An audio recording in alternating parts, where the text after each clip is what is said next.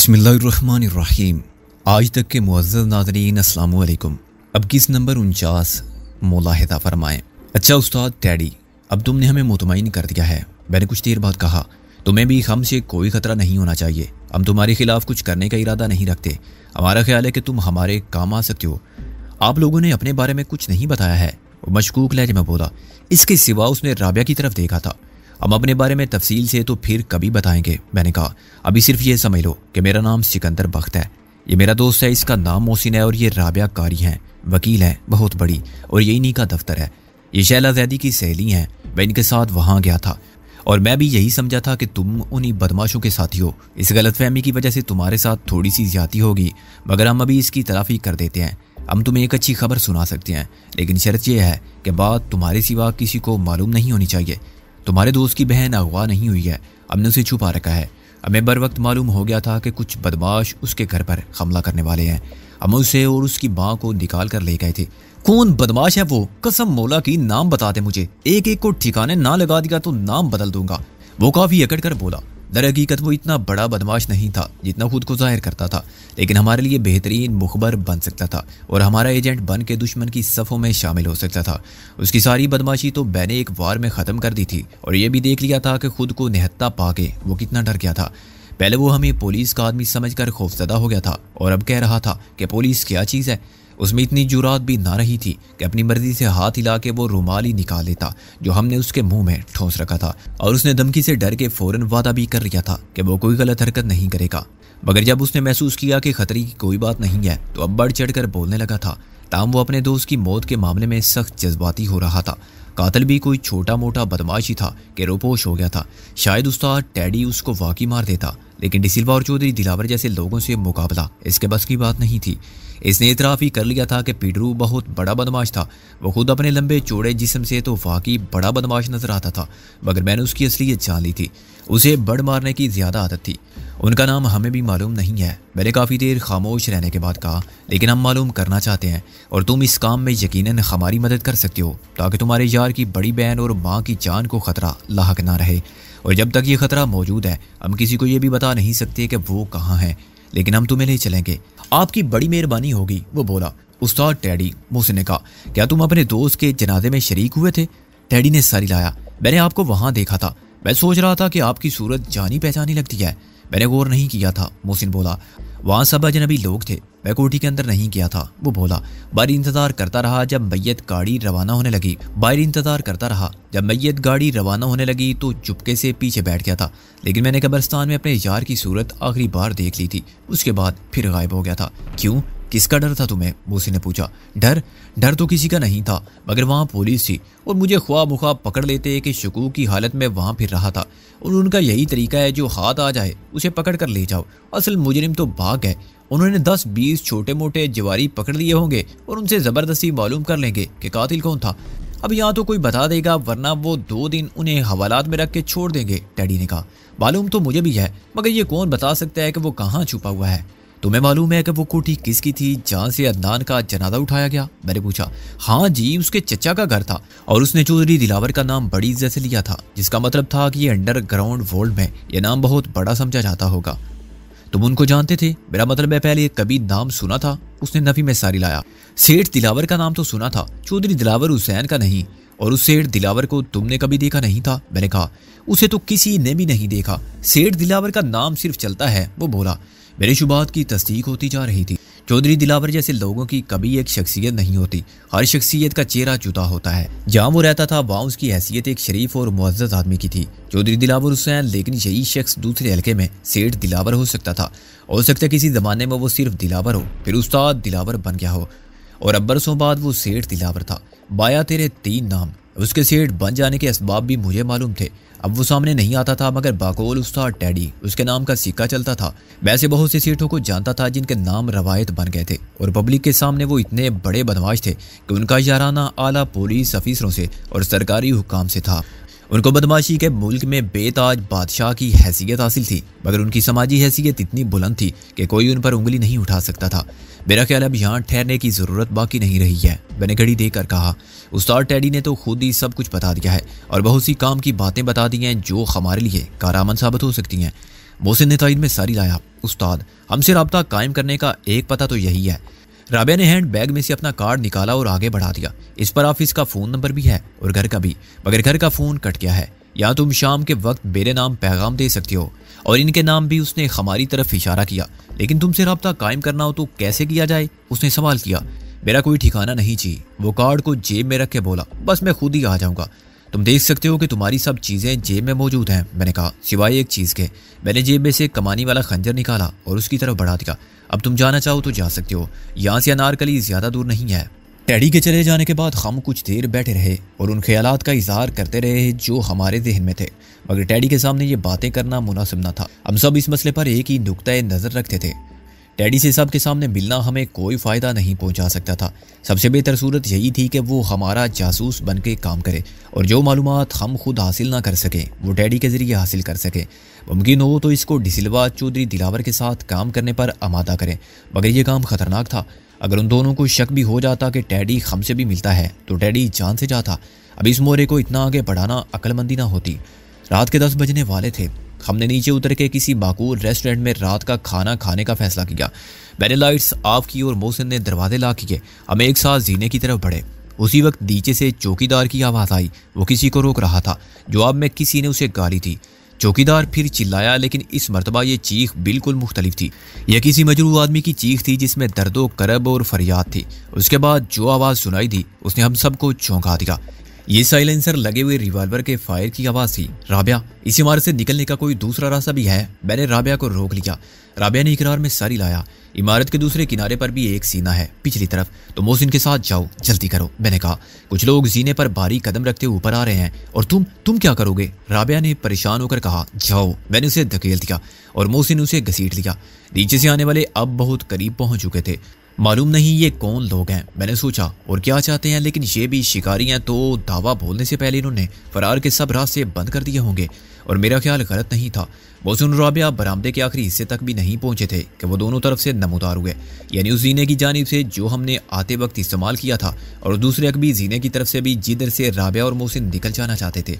वो तादाद में 4 थे, तकरीबन एक जैसे कदो कामत और शलवार कमीज पहने हुए। उन सब के चेहरों पर एक जैसी दाढ़ियाँ थी और लंबी लंबी मूछें थी जो नकली होने के बावजूद दूर से असली लगती थी।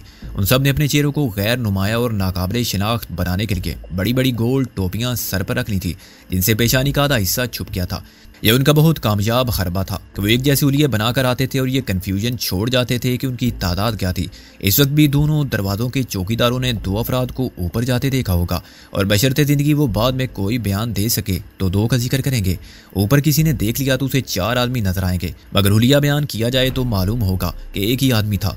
राबिया और मोहसिन उन्हें देखते ही ठहर गए थे और गैर इरादी तौर पर मोहसिन ने राबिया को अपने पीछे कर लिया था। लेकिन मुझे इंतहाई हैरत हुई जब आने वाले ने उनकी तरफ निगाह उठा के भी नहीं देखा। वो चारों मेरी तरफ बढ़ते आ रहे थे।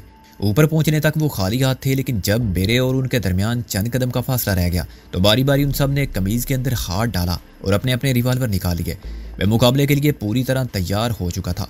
अगर वो खाली हाथ क्या खंजर और लाठी लेकर भी आते तो मैं उन चारों से निमट लेता, मगर 4 समतों से आने वाली 4 गोलियों से मुकाबला नामुमकिन था।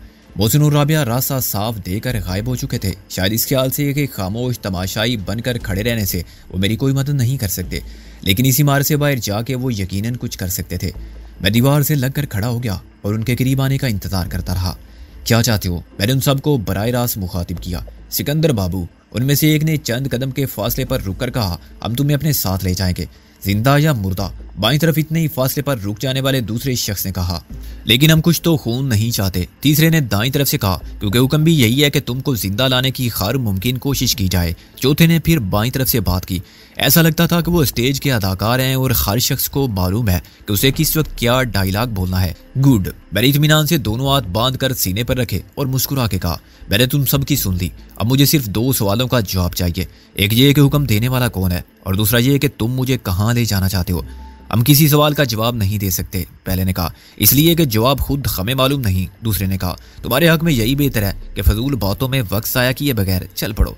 तीसरा बोला और मैंने चौथे की तरफ देखा ताकि हम बिला वजह मुदाखलत की हमाकत करने वाले को गोली मारने पर मजबूर ना हो जाएं। चौथे ने कहा, मैं भी किसी बेगुनाह का खून होते देखना पसंद नहीं करूंगा। मैंने फैसला किया, क्योंकि मैं ये भी देख रहा हूँ कि तुम पूरी तैयारी और मुसम्मम इरादे के साथ आए हो। मैं चलने के लिए तैयार हूँ।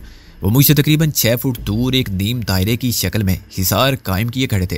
अगर इस वक्त कोई नीचे उतरने वाला दूर से देखता तो उसे किसी किस्म का शक ना होता और यही नजर आता कि 4 अफराद मुझसे किसी कारोबारी मसले पर बात कर रहे हैं। वो मुझे वकील समझता और उनको बेरा मुवक्कल और हम पर दूसरी निगाह डाले बगैर गुजर जाता। जो रिवाल्वर उनके हाथों में थे वो पुश की जानिब से नजर नहीं आ सकते थे। मेरे इरादे का इजहार होते ही उन्होंने मुझे रास्ता दिया और मेरे पीछे हो गए। जीने से उतरते ही मैंने चौकीदार को तलाश किया। तुमने इस गरीब चौकीदार को मार डाला है? मैंने रुक कर कहा। नहीं। किसी ने मुझे धकेल कर जवाब दिया। वो सिर्फ बेहोश पड़ा है जीने के नीचे। बाहर बहुत सी गाड़ियों के दरमियान उनकी कार भी मौजूद थी। जब उन्होंने मुझे उस गाड़ी की तरफ चलने का इशारा किया तो मैंने उसका नंबर पढ़ने की कोशिश की, लेकिन नंबर प्लेट की लाइट भी बुझी हुई थी और गाड़ी अंधेरे में खड़ी थी। अगर मैं अपने मकसद में कामयाब हो जाता तब भी इसका कोई फायदा ना होता। बाद में मालूम होता कि नंबर प्लेट नकली थी या गाड़ी चोरी की थी। गाड़ी में ड्राइवर की जगह एक शख्स इत्मीनान से बैठा सिगरेट पी रहा था। मुझे ड्राइवर वाली सीट पर आगे बैठने के लिए कहा गया। 2 अफराद मेरे पीछे सीट पर बैठ गए। गाड़ी के ड्राइवर ने इंजन को पहले से स्टार्ट कर दिया। दरवाज़ा बंद होते ही गाड़ी चल पड़ी और हाई कोर्ट के चौक से घूमकर माल पर आ गई। खिलाफे तवक्को मुझे ये देखकर थोड़ी सी खुशी हुई कि अंदर की जानिब शीशे और दरवाजे खोलने के लिए हैंडल मौजूद हैं, लेकिन मैंने इम्काना जुरात के मुजाहरे से गुरेज किया। यह बात यकीनी नजर आती थी कि पीछे बैठे हुए शिकारी मुझे अपने दाम से निकलता देखेंगे तो बिलाझिझक गोली मार देंगे। अपने और ड्राइवर के दरमियान लगे हुए आईने में पीछे आने वाली ट्रैफिक की बजाय मुझे उन दोनों के चेहरे नजर आ रहे थे जो बिल्कुल एक जैसे लगते थे। अभी तक ना उन्होंने टोपियां उतारी थी और ना दाढ़ी मूंछे, फिर भी उनकी आंखें और उनके नाक कान देखकर बेतसव्वुर की मदद से एक ऐसी ख्याली तस्वीर बना सकता था जिसमें उनकी सूरत के असल नकूश दाढ़ी मूंछों के बगैर नजर आते होंगे। गाड़ी अब नई और पुरानी अनारकली के चौक से गुजर चुकी थी। मेरे दाएं हाथ पर पंजाब यूनिवर्सिटी की खूबसूरत इमारत थी जिसके तर्ज़े तामीर में मशरकी रवायात का तमाम हुस्न था। कदामत की बावकार शानो शौकत थी और इल्मो इरफान की सारी अजमत थी। दूसरी तरफ अजायब खाना जो कई सदियों की तारीख के गुम गुश्ता औराक का खजीना था, और पंजाब पब्लिक लाइब्रेरी थी जिसकी लाखों किताबें इंसान की अकल व इल्म आगाही और तजर्बात के बेकरार समंदर की तरह मौजूद थी। मगर मैं इन सब के दरमियान से गुजरते हुए सोच रहा था कि वह दोनों दुश्मन कहाँ गए जो मेरे साथ नहीं आए थे। जवाब फौरन मेरे जहन में आ गया और वो दूसरे दरवाजे पर खड़ी हुई गाड़ी में बैठकर पीछे आ रहे होंगे। क्या इसका मतलब ये निकाला जा सकता है कि उन्होंने राबिया और मोहसिन को भी बेबस करके दूसरी गाड़ी में डाल लिया होगा? मैंने सोचा और झुककर आईने में देखने की कोशिश की कि क्या हमारे पीछे भी कोई गाड़ी है। पीछे कोई एक गाड़ी होती तो अलग बात थी। हमारे पीछे तो गाड़ियों की एक कतार थी और रात के वक्त सिर्फ उनकी हेडलाइट्स नजर आती थी। पीछे से एक शख्स ने मुझे सीधा बैठने का हुक्म दिया और मैंने तामील की कि उन्होंने मेरी आंखों पर कोई पट्टी नहीं बांधी थी और मुझे बेहोश रखना भी जरूरी नहीं समझा था। मैं बंद शीशों से उन रास्तों को देखता जा रहा था जो मेरे जाने पहचाने थे। अपनी फर्माबरदारी से मैं अपने मुहाफ़िज़ों को यकीन दिलाना चाहता था कि मैं पूरी तरह उनसे ताउन कर रहा हूँ और मेरी बेनियाजी का अंदाज ये जाहिर करता था कि मैं खौफज़दा भी नहीं हूँ। हकीकत इसके बरक्स थी। मेरे ज़हन में एक स्कीम थी जिसकी कामयाबी का दारो मदार हालात पर था। मैं नाकामी के नताइज का तस्वुर करता तो खौफ को नज़रअंदाज नहीं कर सकता था। अब गाड़ी उन सड़कों पर दौड़ रही थी जो गैर आबाद थी। दोनों जानिब ऊंचे ऊंचे घने दरख्त थे और स्ट्रीट लाइट्स के खंभे थे जिनके ज़्यादातर बल्ब फ्यूज थे और जो रोशन थे वो भी वोल्टेज की कमी के बायस दिए की तरह टिमटिमा रहे थे। सड़क से दूर नई आबादी में तामीर होने वाली छोटी बड़ी कोठियाँ थी। शुरू के हिस्से में आबादी ज़्यादा थी और तकरीबन हर घर में रोशनी नजर आ रही थी। फिर खाली प्लाटों की तादाद बढ़ने लगी जिनमें कहीं मुकम्मल और कहीं नामुकम्मल कोठियाँ एक दूसरे से अलग नजर आती थी। ये हालात खासी उम्मीद अफसा थे और मेरी स्कीम के लिए साजगार भी थे। एक मोड़ पर रफ्तार जरा कम हुई और पलक झपकने में दाएं हाथ से मैंने स्टीयरिंग को पूरा घुमाया और बाएं हाथ से दरवाज़ा खोल दिया। ड्राइवर अगर फ़ौरन ब्रेक ना लगाता तो गाड़ी उलट जाती, मगर फ़ौरन ब्रेक लगाने से मुझे 2 फायदे हुए। पीछे बैठे हुए दोनों अफराद एकदम आगे गिरे और मैंने खुले दरवाजे से छलांग लगाई तो मुझे ज़्यादा चोट नहीं आई। नीचे गिरते ही मैंने कलाबाजी खाई और उठकर एक दरख्त के तने की पनाह लेने भागा। धमाका सुनकर मैंने पीछे देखा। गाड़ी दूसरे किनारे के एक दरख्त से टकरा गई थी, लेकिन उसके साथ ही मैंने दूसरी कार को ऐन अपने पीछे रुकते हुए देखा। मेरी स्कीम फेल हो गई थी क्योंकि मैं अपने पीछे आने वाली दूसरी गाड़ी के वजूद से बेखबर था जो अपनी हेडलाइट्स ऑफ किए पहली कार की टेल लाइट का ताक़ुब कर रही थी। उन्होंने बड़ी चालाकी से मुझे धोखा दिया था। अगर वो हेडलाइट्स रोशन रखते तो किसी वैरान सड़क पर पीछे की विंड स्क्रीन से आने वाली रोशनी देखकर मैं समझ जाता कि दूसरी गाड़ी भी साथ चल रही है। उनको भी अंदेशा ज़रूर था कि मैं रास्ते में गड़बड़ करूंगा और इस खतरे से निमटने के लिए उन्होंने जो इंतजाम किया था नाकाबिले तारीफ था। अभी मैं पूरी तरह दरख्त के पीछे छुपा भी नहीं था कि दूसरी कार में से पीछे रह जाने वाले दोनों अफराद एक साथ निकले और उन्होंने दरख्त के दोनों तरफ पोजीशन संभाल ली। तुम भाग के कहीं नहीं जा सकते, उनमें से एक ने कहा। कोशिश करोगे तो मारे जाओगे, चलो उस दूसरी गाड़ी में, दूसरे ने कहा, जो घूमकर मेरे पीछे आ चुका था। वो दोनों मुश्तइल थे और उनके हाथों में रिवॉल्वर फायर करने के लिए बिल्कुल तैयार थे। उनके पास बहाना भी था, चुनाचे वो मुझे इस वीराने में कत्ल करके आसानी से फरार हो सकते थे। मैंने आहिस्ता आहिस्ता दोनों हाथ उठाए और दूसरी गाड़ी की तरफ चलने लगा और उस वक्त मैंने देखा कि पहली गाड़ी को भी ज्यादा नुकसान नहीं पहुंचा था क्योंकि तसादुम के वक्त उसकी रफ्तार बहुत कम हो गई थी। ड्राइवर चोट से इसलिए बच गया था कि आखिरी वक्त में उसने टक्कर को नागजीर समझते हुए दिफाई अंदाज इख्तियार कर लिया था। पीछे वालों को कुछ भी नहीं हुआ था और अब वो भी बाहर आ चुके थे। चंद मिनट बाद मैं बिल्कुल उसी तरह दूसरी गाड़ी में बैठा था और किसी नामालूम मंजिल की जानिब रवाना था।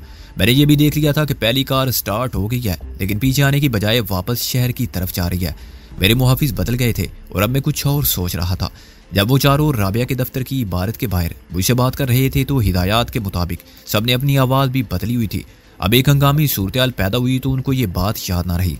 एक आवाज़ को मैंने फ़ौरन पहचान लिया, ये डिसिल्वा की आवाज़ थी। जब उन्होंने मुझे कार में बिठाने के लिए दरवाज़ा खोला तो अंदर खुद ब खुद एक लाइट चल गई और मैंने मामूली सी रोशनी में ज़रा सी देर के लिए उनके चेहरे देखे। बज़ाहिर उनमें कोई फ़र्क ना था मगर मैंने फिर अपने तसव्वुर से बदल ली और एक चेहरे में से दाढ़ी मूंछों को अलग करके देखा। आवाज़ की शिनाख्त के बाद उस सूरत के असली नकूश को पहचानना मुश्किल साबित ना हुआ। मेरे दोनों मुहाफिजों में से एक यकीनन डिसिल्वा था। इस यकीन के बाद मैं मोहतात रहा। डिसिल्वा ऐसा दुश्मन था जिसे बेवकूफ़ या कमज़ोर समझने का अंजाम मेरी मौत के सिवा कुछ ना होता। गाड़ी एक वीरान और अंधेरे घर के इहाते में दाखिल हो गई। डिसिल्वा और उसका साथी बुई से पहले उतरे और उन्होंने मुझे भी बाहर आने का हुक्म दिया। ड्राइवर बदस्तूर इंजन स्टार्ट किए अपनी जगह पर बैठा हुआ था। पीछे पलट कर देखे बगैर ये दरवाज़ा खोलो, डिसिल्वा ने कहा। वो फिर आवाज़ और लहजा बना के बोल रहा था, ये किसका घर है मिस्टर डिसिल्वा? मैंने कहा, तुम्हारे किसी बाप का। मुंह बंद रखो, डिसिल्वा ने मुश्तइल हुए बगैर कहा। तुमसे जो कुछ कहा जाए वही करो, लेकिन इसकी चाबी। मैंने कहा, मुझे तो ये दरवाज़ा मुकफ्फल लगता है, दरवाज़ा खुला हुआ है। डिसिल्वा के साथी ने मुझे पीछे से धक्का दिया। मैंने संभल कर दरवाजे का हैंडल घुमाया और अंदर दाखिल हो गया।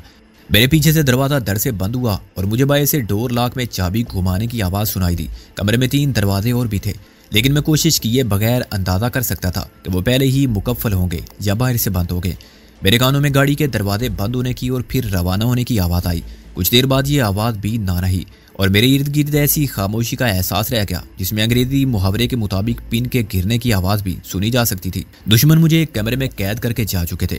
अब मैंने कमरे का जायजा लिया। ये किसी नए मकान का खाली कमरा था जिसकी दीवारों पर रंगो रोगन तक हो गया था लेकिन सामान नाम की कोई चीज़ अभी तक नहीं रखी गई थी सिवाय उस ट्रांसिस्टर रेडियो के जो कमरे के एन दरमियान मोज़ाइक के फर्श पर रखा हुआ था। उसके करीब एक पेंट टार्च पड़ी थी जिसे बहुत पहले रोशन करके छोड़ दिया गया था। चुनाचे सेल कमज़ोर पड़ गए थे और रोशनी बराए नाम रह गई थी। सिकंदर बख्त, रेडियो अचानक बोला, तुम्हें यहाँ लाने का मकसद तुमसे बातें करने के सिवा कुछ नहीं है। हमारी गुज़िश्ता मुलाकात 3 हफ्ते पहले हुई थी। तुम्हें याद होगा कि हमने तुम्हें 1 माह की मोहलत दी थी। मैं इस आवाज़ को सुनकर चौंका ज़रूर था लेकिन हैरान नहीं हुआ। आवाज़ उसी शख्स की थी जिसने पहली बार खुद को चौधरी दिलावर कहकर मुतारफ़ कराया था लेकिन उस रात में सिर्फ चौधरी दिलावर का साया देख सका था और उसके साये ही से बातें करता रहा था। अब मैं भी उसकी आवाज़ सुन रहा था लेकिन उसे देखने से कासिर था। वो कहीं आसपास मौजूद था, शायद उसी गाड़ी में जो मुझे लेकर यहाँ तक आई थी और किसी पॉकेट साइज ट्रांसमीटर के जरिए बात कर रहा था। रेडियो पहले से ऑन करके और ट्रांसमीटर की फ्रीक्वेंसी पर ट्यून करके रख दिया गया था। चुनाचे रेडियो उसकी आवाज़ को साफ रिस्पॉन्स कर रहा था। उसके लिए खतरे की कोई बात ना थी। ट्रांसमीटर से नशर होने वाली आवाज़ की लहरों का दायरा 50 गज होगा और इस महदूद दायरे में इस वक्त कौन रेडियो लगाए बैठा होगा? अगर होता भी तो अपनी पसंद के मुताबिक किसी स्टेशन से खबरें सुन रहा होता। ये नामुमकिन था कि कोई ऐन इसी जगह रेडियो की सुई ले आए और ये गुफ्तगू सुनने लगे। क्या मेरी आवाज़ तुम्हें सुनाई नहीं दी? चौधरी दिलावर ने कहा। तुम हैरान हो रहे हो या किसी सोच में हो? हैरानी की मेरे लिए कोई बात नहीं है, मैंने कहा। सोच में ये रहा था कि बातचीत का ये इंतज़ाम यकतरफा तो नहीं है। मेरी आवाज़ भी तुम्हारे कानों तक पहुंच सकती है या नहीं, ये इंतज़ाम 2 तरफा है, चौधरी दिलावर ने कहा। मैं तुम्हारी आवाज़ सुन रहा हूँ अपने रेडियो पर। तुमने मुझे 1 महीना दिया था, मैंने कहा। उससे पहले ही दूसरी मुलाकात की ज़रूरत क्यों पड़ गई?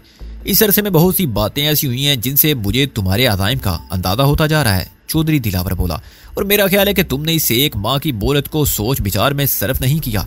तुम्हारे अंदाजे गलत भी तो हो सकते हैं, मैंने कहा। लेकिन अच्छा हुआ कि तुमने खुद ही मुझे बुला लिया। मैं भी तुमसे बहुत सी बातों की वजाहत चाहता था। पहली बात तो ये कि तुम खुद को चौधरी दिलावर कहते हो। एक चौधरी दिलावर को मैं जानता हूँ। उसकी शख्सियत, उसका लबो लहजा और उसका अंदाज़ो एतबार सब मुख्तलिफ हैं। या तो उसे अदाकारी का कमाल समझा जाता है या तुम्हारा झूठ।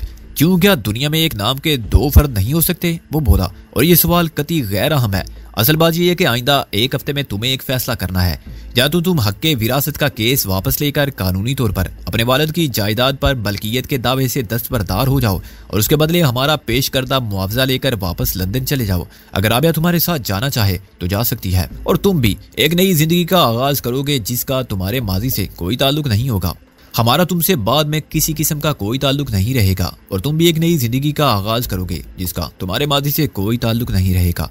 दूसरी पेशकश का इन्हिसार तुम्हारी हिम्मत और तुम्हारी मर्जी पर है। तुम लंदन में बैठकर काम कर सकते हो और अय्याशी से जिंदगी गुजार सकते हो।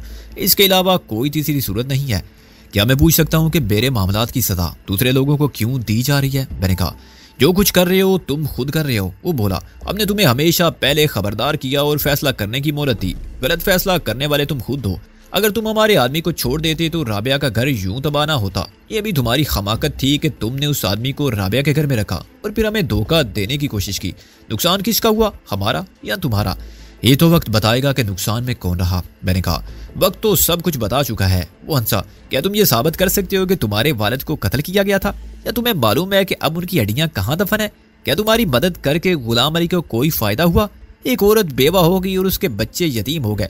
इससे पहले मुंशी ने खम से नमक हरामी की थी और तुम्हें मालूम है उसका अंजाम क्या हुआ? यही अंजाम शैला का भी होगा। तुम समझते हो कि हम उसे तलाश नहीं कर सकते। ये तुम्हारी भूल है। कभी ना कभी उसका सुराग भी मिल जाएगा। आखिर तुम्हारा रिश्ता क्या है उससे कि तुम उसकी खातिर अपनी जिंदगी को दाव पर लगा रहे हो? चौधरी दिलावर, तुम्हारी किसी धमकी से डर के मैं कोई फैसला नहीं करूंगा। मैंने कहा, रिश्तों की बात रहने दो। रिश्ते तो दीवारों से भी इस्तवार हो जाते हैं। लोग एक दरख्त को इतनी मोहब्बत और तवज्जो से बड़ा करते हैं जैसे अपनी औलाद को और अपने कुत्तों से भी प्यार करते हैं। शैला से भी मेरा एक जज्बाती रिश्ता है।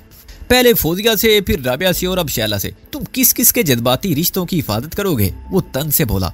होगा कुछ भी नहीं, बस ये सब तुम्हारे जज्बाती रिश्तों की भीड़ चढ़ जाएगी। इसकी कोई इंतहा नहीं है। तुम्हारी जिद की सदा मोहसिन को भी मिल सकती है, उसके घर के हर फर्द को मिल सकती है, उस एसपी को मिल सकती है जिसे तुम डाल बनाए बैठे हो। तुम्हारा ख्याल बिल्कुल गलत है। मैंने कहा, अगर मैं ये समझूंगा कि मेरी वजह से उनको नुकसान पहुंच सकता है जिनका मुझसे कोई जज्बाती ताल्लुक है तो मैं अपने आप को तुम्हारे हवाले कर दूंगा।